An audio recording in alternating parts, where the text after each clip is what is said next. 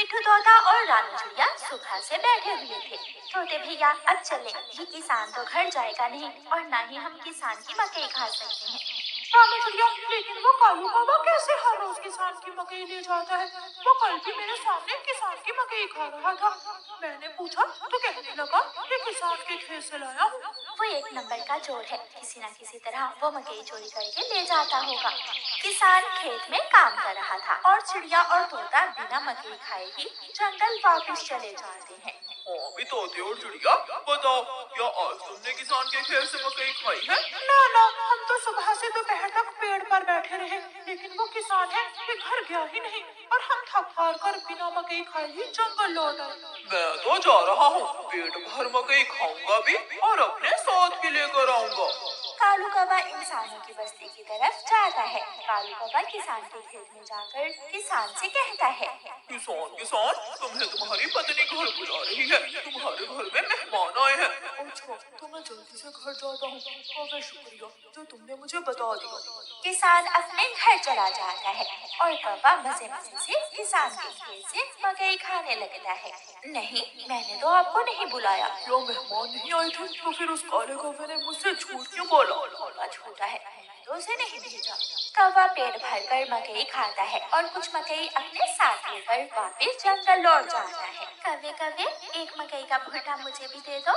ना, मैं तो मकई का भुट्टा किसी को नहीं दूंगा, बहुत मुश्किल से लाया हूँ मैं। कौवा चिड़िया के सामने बैठकर मकई का भुट्टा खा रहा था और चिड़िया के मुंह में पानी आ रहा था।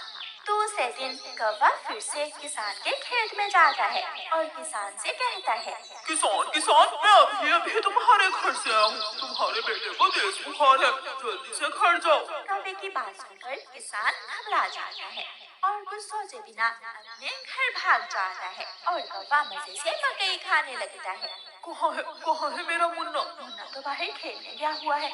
क्या मेरा मुन्ना ठीक है? हाँ, मुन्ना तो बिल्कुल ठीक है। तो फिर इसका मतलब आज फिर कुछ शरारती कौवे ने मुझसे शरारत की है। उसने मुझसे कहा कि मेरे मुन्ने को बुखार है, मैं जल्दी घर जाऊँ। वो कौवा जरूर आपको घर भेजकर खेत से फसल खाता होगा।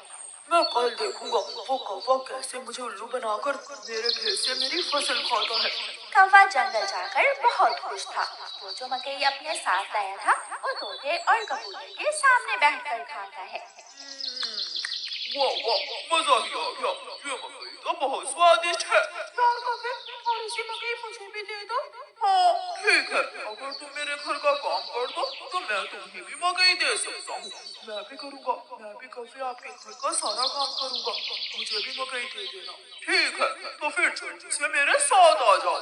कौवा कबूतर और तोते को अपने घर ले जाता है। तोते, तुम जल्दी से मेरे घर की सफाई सुथराई कर दो और कबूतर तुम जल्दी से मेरे सारे बर्तन धो दो, फिर मैं तुम दोनों को मकई दूंगा। फिर कबूतर अपने काम में लग जाता है और तोता कौवे के घर की सफाई सुथराई करने लगता है। दोनों अपना अपना काम खत्म कर देते हैं। कौवे, मैंने काम कर दिया है, अब मुझे मकई दे दो। मैंने भी काम कर लिया है, मुझे भी मकई दो। कौन सी मकई? चलो भाग जाओ यहाँ से तुम दोनों, मैं तुम्हें कुछ नहीं देने वाला। तुम धोखेबाज हो, तुमने धोखे से हमसे अपना काम करवाया और अब हमें भूखे ही भेज रहे हो।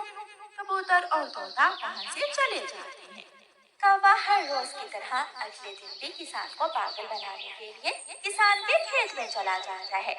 कौवा किसान के पास जाता है और किसान से कहता है, किसान, मैं अभी देख कर आया हूँ, तुम्हारी गाय जंगल की तरफ जा रही है, शायद उसकी रस्सी टूट गई होगी। मेरी गाय को तो शेर खा जाएगा। कौवे, मैं जल्दी से जाकर अपनी गाय को बचाता हूँ। किसान वहाँ से जाता है, लेकिन आज किसान थोड़ी दूर जाकर पेड़ के पीछे छुप जाता है। कौवा किसान के खेत में जाकर मकई खाने लगता है। तो ये कौवे का बच्चा इसलिए मुझे हर रोज किसी न किसी तरह खेत से खेल देता है। जब तक मेरे पास बड़ा दिमाग